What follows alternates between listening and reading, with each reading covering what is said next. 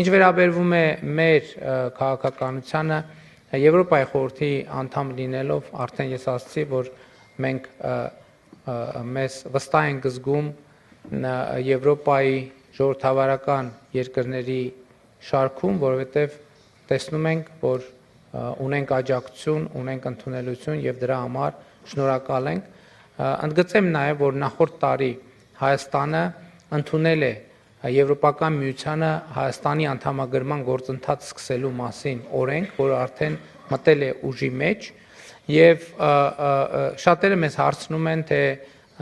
եւ ուրեմն երբ Հայաստանը կդառնա Եվրոպական միության անդամ կամ ինչքանով է Հայաստանի անդամագրումը Եվրոպական միությանը իրատեսական։ Մենք ասում ենք, որ առանց Եվրոպական միության ստանդարտներին համապատասխանելու հնարավոր չի լինել Եվրոպական միության անդամ։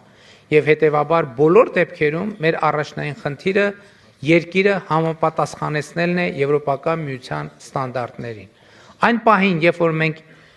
օբյեկտիվորեն կհամապատասխանենք Եվրոպական միության ստանդարտներին, այդտեղից կա երկու ճանապարհ։ Մեզ կամ կընդունեն Եվրոպայի միության անդամ, կամ չեն ընդունի Եվրոպայի միության անդամ։ Եթե կընդունեն մեզ,